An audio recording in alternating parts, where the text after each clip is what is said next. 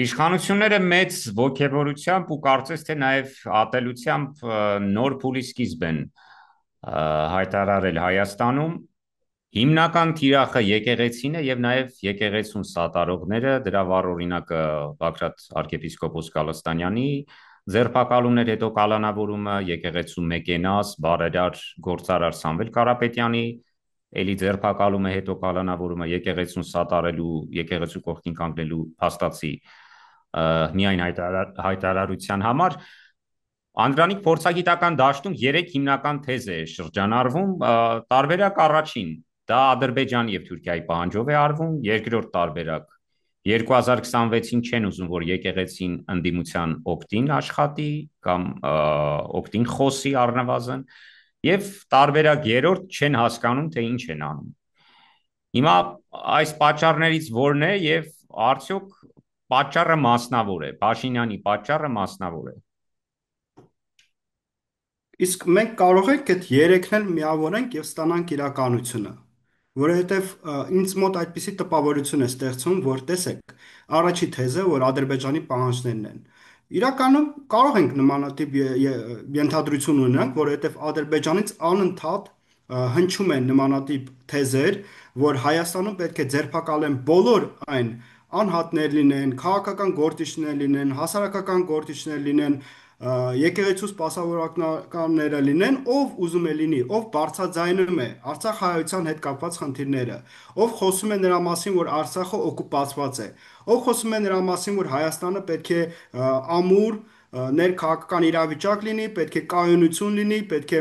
ձգտենք դեպի զարգացմանը,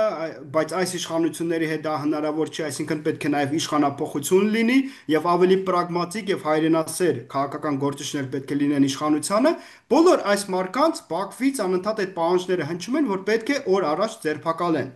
Ստացվում է, որ նմանատիպ, քանի որ թեզեր հնչում են Բաքվից, այսօրվա իշխանություններ ըստ էության ակամայից կամ կարող է ակամայից էլ չի, բայց իրականացնում են այդ թեզերը, կյանքի են կոչում։ Երկրորդ վարկածը այն է, որ պատրաստվում են 2026 թվականի պարլամենտական ընտրություններին եւ այս ընթացքում իհարկե եկեղեցին, քանի որ իր հեղինակությունը բավականին բարձր է մեր հասարակության մոտ, եկեղեցին ըստ էության այս 7 տարվա ընթացքում մնացել են միակ կառույցը, որը չի կատարում այսօրվա իշխանությունների պահանջը, այսինքն բոլոր այն այլ կառույցները, որոնք ըստ մեր սահմանադրությանը պետք է անկախ լինեին, այսօր անկախ չեն եւ իրենք ուղղակի իրականացնում են այն պահանջները, որոնք հնչում են Նիկոլ Փաշինյանի ռեժիմի կողմից։ Հիմա ստացվում է ինքը փորձում է այդ վերջին սյունը, որը պահպանում է հայությունը, պահպանում է մեր ինքնությունը եւ նաեւ հայրենասիրական թեզերով է հանդես գալի։ Նաեւ կարող է նպաստել նրան, որ ընդդիմադիր դաշտը միավորվի ընտրություններից առաջ, իրենք փորձում են այդ սյունը կոտրել։ Սա ստացվում է, որ իրենք նաև պատրաստում են այդ պարլամենտական ընտրություններին եւ այդ պարլամենտական ընտրությունների պատրաստման ընթացքում փորձում են ամեն ինչ չեզոքացնել։ Բոլոր այն ամեն ինչը, ինչ իրենց համար վտանգ կարող է հանդիսանալ այսօրվա իշխանությունների համար։ Բայց կա նաև երրորդ վարկածը, այն է, որ իրենք ըստ էության չեն հասկանում, չեն գիտակցում, թե ինչ են իրականացնում։ Հիմա իմ կարծիքով, որ այս երեքն էլ համապատասխանում են իրականությանը, մենք այս երեքն էլ կարող ենք միավորել եւ ստանանք այդ օբյեկտիվ իրականությունը։ Ինչու եմ ես նաեւ ասում, որ երրորդ վարկածն էլ կարող է համապատասխանել իրականությանը, այսինքն որ չեն հասկանում, թե ինչ են իրականացնում։ Տեսեք, ինչու է Նիկոլ Փաշինյանը անցնում այդ բոլոր կարմիր գծերը, որոնք կան մեր հասարակության մոտ, ես վերջերս եմ դրա մասին հենց արձանագրել, որ ըստ էության այլևս Հայաստանում որևէ կարմիր գիծ չի մնացել։ Ինչու չի մնացել կարմիր գիծ, որովհետև տեսեք, արդեն իշխանությանը գտնվող ուժը շատ հանգիստ հանձնում է մեր հայրենի տարածքները, դրա համար պատիժ չի կրում։ Այսօր արդեն մեր հանրության մոտ ես ցավով եմ սա արձանագրում, բայց գտնվում են մարդիկ, ովքեր հրաապարակավ հայհոյանքներ են օգտագործում անգամ կանանց մոտ, եւ դա ընդունելի է դարձել, չգիտես թե ինչու։ Այսօր նմանատիպ տարբեր այլ վարկածներ կան։ Օրինակ, եկեղեցու սպասարկողներին ձերբակալում են։ Դուք այսպիսի բան երբևիցե կարող եք պատկերացնել։ Ոչ։ Ոչ։ Հիմա ստացվում է, որ այլևս Հայաստանում կարմիր գծեր չեն պահպանվել։ Եվ այսօրվա իշխանությունը իրեն թույլ է տալիս ամեն ինչ, որովհետև պատիժ չի կրել Դերևս 2020 թվականի պատերազմից հետո այն ամեն ինչի համար, այն բոլոր ձախողումների համար, այն բոլոր դավաճանական գործերի համար պատիժ չի կրել։ Եվ ստանալով նաև աջակցություն դրսից, իսկ դա ակնհայտ է, որ դրսի աջակցություն ունի այսօրվա իշխանությունը, իրենք ըստ էության օգտվում են ստեղծված առիթից եւ անում են այն ամեն ինչը, ինչ ցանկանում են։ Բայց իրենք չեն գիտակցում մի պարզ բան, մի շատ հետաքրքիր, գիտեք, սա փաստ է, բայց այս սխալը իրականացնում են բոլոր ավտորիտար ռեժիմները։ Իրենք երբ որ ոչնչացնում են կամ փորձում են այդ ձերբակալել, ռեպրեսիաներ սկսել ընդդիմության դեմ, իրենք մի պարզ բան չեն հասկանում, որ սրանով իրենք իսկ ավելի շատ են մեծացնում բոլոր այն վտանգները, որոնցից իրենք վախենում են։ Այսօր Նիկոլ Փաշինյանը ինչից է ամենաշատը վախենում։ Ոչ թե որ ինքը կարող է կորցնել իշխանությունը, այլ որովհետև այդ իշխանության կորուստը կարող է նպաստել նրան, որ Նիկոլ Փաշինյանը եւ իր թիմակիցները կունենան ընդամենը երկու ճանապարհ։ Ճանապարհ առաջին՝ փախչել Հայաստանից, ինչքան հնարավոր է շուտ, որ պատիժ չկրեն այն ամեն ինչի համար, ինչ իրենք արել են։ Ճանապարհ երկուս՝ ինչ որ տղամարդկություն իրենց մեջ գտնեն եւ պատիժ կրեն այն ամեն ինչի համար, ինչ իրենք իրականացել են։ Այսինքն ընդամենը երկու ճանապարհ է։ Երկուսն էլ ընդունելի չի այսօրվա իշխանությունների համար։ Դրա համար իշխանությունը պահպանելը իրենց համար այդ կյանքի կռիվ տալի հարց է արդեն դարձել։ Բայց իրանք տեսեք նորից եմ ասում, դա չեն գիտակցում, որ երբ որ չեզոքացնում են ընդդիմադիր դաշտը, սրանով իրենք նաև չեզոքացնում են բոլոր լեգիտիմ ճանապարհները, որ երկրում իշխանափոխություն լինի։ Այսինքն իրենք նպաստում են նրան, որ մեր հանրությունը ել ավելի ռադիկալ լինի, ել ավելի ռադիկալ ինչ որ գործողությունների դիմի, այն ամեն ինչը, ինչից իրենք ի վերջո վախենում են, այդ ֆիզիկական իրենց անվտանգության հարցը, իրենք ավելի են նպաստում դրան, որ այդ վտանգները շատանան։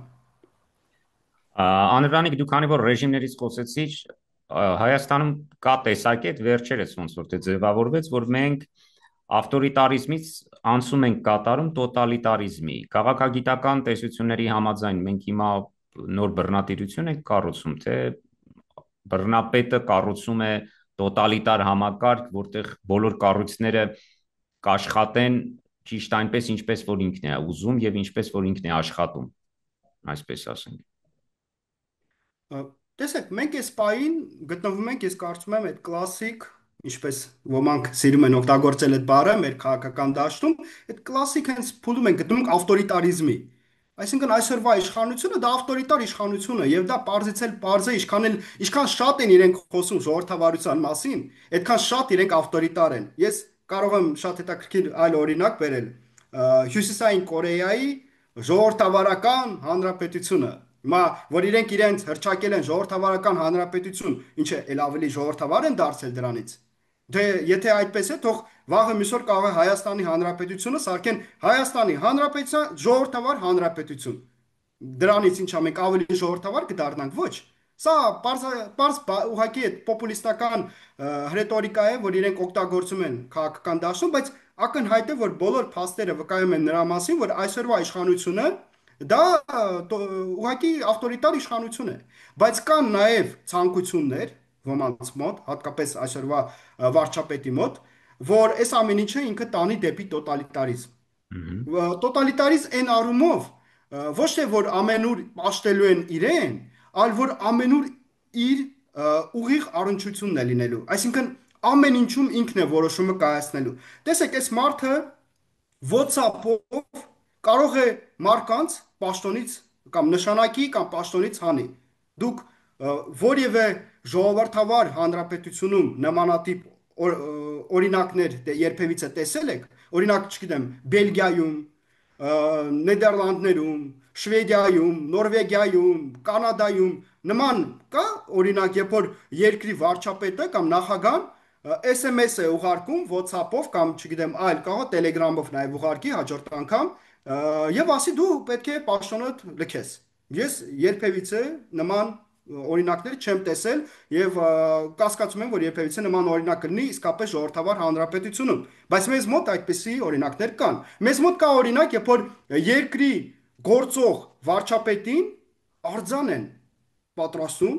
եւ այդ արձանը միջ օրս, եթե չեմ սխալվում, գտնվում է Հայաստանում։ Չէ, արձան Ճանապարհների այլ մեջ։ երկրներում էլ կարծես թե արձան պատրաստելու դեպքեր կան։ Եթե չեմ սխալվում, ամենայն դեպս Այլ երկրներում արձան պատրաստելու դեպքեր կան, երբ որ այդ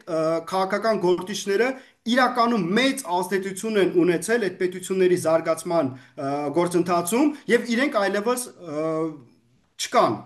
Այսինքն տարիներ են անցնում, իրենց գործողությունները գնահատում են եւ ըստ այս գնահատականների գուցե նաեւ արձաններ լինեն։ Բայց երբ որ երկրի ղեկավարը դերևս ողջ է, ողջ առողջ է, ամենայն դեպս, քանի որ մենք տեսնում ենք, չգիտեմ, հոգեվորականորեն տեսանկյունից ինքը առողջ է, բայց ֆիզիկապես հաստատ առողջ է։ Հիմա այդ մարդուն երբ որ արձան են դնում, սա շատ վատ հետևանքների է կարող է տանել։ Անդրանիկ, դու քանի որ նաև իրավական համակարգից խոսեցիր եւ գործադիրի միջամտության մասին անդրադարձար, հենց նույն իրավական համակարգի վրա, դրա ցայտուն օրինակը, որը էլի աշխարհում չենք տեսել, ինչպես դու քիչ առաջ թվարկում էիր, այն է, որ Facebook-ում փաստացի նա գրառում արեց կապված Սամվել Կարապետյանի հետ, նրա մեկնաբանության հետ, որտեղ վերջինս ասում էր, որ մեկնախադայությամբ ընդամենը ասում էր, որ պատրաստ է կանգնել եկեղեցու կողքին եւ միջամտել, եթե քաղաքական իշխանություն, ուրեմն կուսակցություններին դա չհաջողվի։ Եվ եղավ հետո այն, ինչ որ եղավ, բայց դրա արանքում մենք տեսանք Facebook-յան գրառում, որտեղ Փաշինյանը կարծես ուղղորդում էր իրավապահներին գնալ, բռնել, ուրեմն ձերբակալել, որին նաև կալանավորումը հաջորդեց։ Այսպիսի դրսևորումները որքանով են նորմալ ժամանակակից աշխարհում եւ ինչ ընկալումներ են սրանք ձևավորում դրսի աշխարհի համար մեր հանդեպ։ Նման օրինակներ աշխարհում կան, որոշ պետություններում նման օրինակներ կան, օրինակ աֆրիկյան կամ ասիական այն պետությունները, որտեղ ավտորիտարիզմ է կամ տոտալիտարիզմ է, ոչջը կամ սուլտանը կամ չգիտեմ այլ կարգավիճակում գտնվող երկրի ղեկավարը կարող է նման հրահանգներ տալ շատ ուղիղ, չգիտեմ, Facebook-ը օգտագործում են թե չէ, կարող այլ հարթակներ են օգտագործում, բայց նմանատիպ հրահանգ տա, թե սրան նրան պետք է ձերբակալեն, ոչնչացնեն կամ չգիտեմ ինչ անեն։ Հիմա Հայաստանը, եթե ինքը այնտեղ նաև հնչում է տարածաշրջանում ժողովրդավարության բաստիոնն է, այս բաստիոնում ժողովրդավարության ո՞նց կարող է նման օրինակներ լինել։ Սա ակնհայտ խախտում է սահմանադրության։ Սրա համար, եթե մենք օրենքով շարժվենք, ապա այս մարդուն արդեն իսկ պետք է ձերբակալած լինեն այն մարմինները, որոնք ապահովում են անվտանգությունը մեր քաղաքացիների եւ պահպանում են մեր սահմանադրությունը, բայց ցավոք այդ մարմինները այսօր ավելի շատ գտնվում են գործող իշխանությունների ենթակա ազդեցության տակ, քան իրականացնում են այն ուղիղ պարտականությունները, որոնք իրենք պետք է իրականացնեն մեր երկրում, պետք է ապահովեն սահմանադրության անվտանգությունը, ազգի, քաղաքացիների անվտանգությունը եւ պետության անվտանգությունը։ Հիմա սա եթե իրենք անեն, այս մարդը պետք է ձերբակալած լիներ, որովհետեւ սա ուղիղ հրահանգներ է։ Եվ գիտեք, այս տենդենսիան նորը չի, չէ՞։ Մենք հիշում ենք 2018-19 թվականներին հայտնի գաղտնալսումները, երբ որ շատ ուղիղ Նիկոլ Փաշինյանը հրահանգներ էր տալի, թե ինչպես պետք է ձերբակալեն երկրորդ նախագահ Ռոբերտ Քոչարյանին, թե ինչպես պետք է ձերբակալեն Խաչատուրովին։ Այսինքն սա նոր տենդենսա չի, բայց վերջին շրջանակներում մենք տեսնում ենք, քանի որ իր մոտ այդ վախի մթնոլորտը ավելի է շատանում եւ մոտենում են ընտրությունները, ինքը փորձում է այդ վերահսկողությունը ավելի մեծ դարձնել։ Եվ արդեն չի թաքցնում, գիտեք, սա էլ խնդիրը նրանում է, որ ժամանակին որ պատիժ չի կրել, այդ կարմիր գծերը բոլոր արդեն իսկ անցել է, անպատիժ է մնացել։ Դրա համար արդեն հրաապարակավ չէ թաքցնում, մարկանց WhatsApp-ով գործից է հեռացնում, մարկած Facebook-ով ուղիղ հրահանգներ է տալիս, որ ում պետք է ձերբակալեն եւ երբ հայոյում է մարկանց, անպարկեշտ ինչ որ հայտարարություններ է անում եկեղեցու նկատմամբ։ Սա է սմարթը այսօր։ Նա ճարիք է իսկապես եւ նա իսկապես սպառնալիք է մեր պետության անվտանգությանը։ Եվ վերջում, քանի որ սպառնալիքի մասին խոսեցիր, հայ եկեղեցին ինչ սպառնալիք է իրենից ներկայացնում Թուրքիայի եւ Ադրբեջանի համար, որpիսի մենք հասկանանք ուղիղ կապը Փաշինյանի գործողությունների եւ թե որքանով են դրանք ենթադրորեն պայմանավորված Ադրբեջանի եւ Թուրքիայի թելադրանքով, քանի որ շատերն էին խոսում Փաշինյանի Թուրքիա այցից առաջ, որ գնում է այնտեղ հրահանգ ստանալու կամ այսպես պայմանականորեն ասած հասկանալու Թուրքիայի շնչառությունը, հասկանալու տրամադրությունները Թուրքիայում իր հանդեպ, իր վարած քաղաքականության հանդեպ եւ դրան հաջորդեց արդեն այս ձերբակալությունների շարքը անմիջապես երբ վերադարձավ։ Տեսեք, իրականում Թուրքիայի եւ Ադրբեջանի համար եւ ցավոք սրտի նաեւ այսօրվա իշխանությունների համար, ինչպես ժամանակին լուսահոգի Արմեն Գրիգորյանն էր դա ասում, որ կան պետություն, երկու ազգ, թուրք-ադրբեջանցիներ եւ երեք ռեժիմ։ Այսինքն Նիկոլ Փաշինյանի ռեժիմը, Էրդողանի ռեժիմը եւ Ալիևի ռեժիմը։ Ըստ էության դա իրականությունն է։ Այսօր մենք դա ակնհայտ տեսնում ենք։ Եվ այս երեք ուժերի համար, այս երեք ռեժիմների համար կան երեք գործոններ, որոնք մեծ սպառնալիք են իրենց համար այսօրվա իշխանությունների համար դա սպառնալիք է, որովհետև կարող են իշխանապողություն իրականացնել եւ պատժի ենթարկել այսօրվա իշխանություններին բոլոր իրենց գործերի համար, բայց Թուրքիայի եւ Ադրբեջանի համար սա ավելի ստրատեգիկ առումով է ավելի շատ վտանգ, որպես պետությունների զարգացման տեսանկյունից, նաեւ տեսեք, դա մեր սփյուռքն է եւ դա այսօրվա ընդդիմությունն է։ Այսինքն ընդդիմությունը ինչու է վտանգ, որովհետև ընդդիմության շարքերում կան պրագմատիկ քաղաքական ուժեր, քաղաքական գործիչներ, ովքեր նաև փորձառու են, ովքեր ունեն ռեսուրսներ, եւ այդ ռեսուրսները օգտագործելով, ինչպես ներսի ռեսուրսները, այդպես էլ դրսի ռեսուրսները, կարող են գալ իշխանությանը եւ Հայաստանը ոչ թե այսպիսի ապիկար քաղաքականություն կվարի, այլ պրագմատիկ քաղաքականություն, ինչը կնպաստի Հայաստանի Հանրապետության զարգացմանը։ Ինչու է Սփյուռքը վտանգ, որովհետև Սփյուռքը Թուրքիայի եւ Ադրբեջանի համար վտանգ է, որովհետև Սփյուռքում ապրում են հայ ազգի մեծամասնությունը, որի զգալի մասը Սփյուռքում է ապրում, որովհետև իրենց զրկել են իրենց հայրենի հողերից, Արևմտյան Հայաստանից։ Այսինքն այդ հարցը միշտ էլ լինելու է։ Ցեղասպանության հարցը, ճանաչման հարցը միշտ էլ պահպանվելու է, եւ սա իհարկե սպառնալիք է Թուրքիայի համար հատկապես, բայց նաեւ Սփյուռքը մեր պետության համար մոդեռնիզացիայի եւ ինվեստիցիայի գործոն է։ Մենք Սփյուռքը կարող ենք օգտագործել տնտեսապես զարգանալու համար։ Մեր Սփյուռք Հայաստանը դա մի մարմին կարող է լինել եւ միասին եթե աշխատի, դա շատ մեծ օգուտ կտա հայկական պետականությանը։ Բայց եկեղեցին ինչ է վտանգ, որովհետեւ եկեղեցին մեր ազգի ինքնության պահպանության հարցում դարեր ի վեր մեծագույն դերն է խաղացել։ Եվ իհարկե Թուրքիան եւ Ադրբեջանը, ովքեր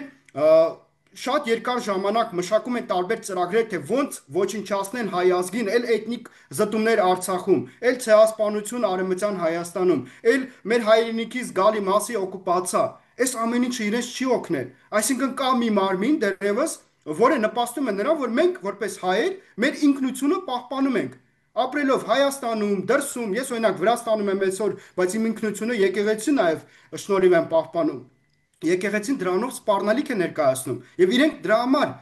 իրենց բոլոր ռեսուրսները այսօրվա ցավոք սրտի Հայաստանի Հանրապետության իշխող իշխանությունների հետ միասին փորձում են ամեն ինչ անել, որպեսզի մեծ վնաս հասցնեն եկեղեցուն, Սփյուռքին եւ նաեւ ընդդիմությանը։ Այսինքն ընդդիմությանը ռեպրեսիային են ենթարկում, Սփյուռքում գտնվող մեր ակտիվ հայրենակիցների մուտքն է արգելվում դեպի Հայաստան, իսկ եկեղեցուն ուղղակի տեսնում եք թե ինչպիսի հակաեկեղեցական այդ քարոզչություն են իրականացնում։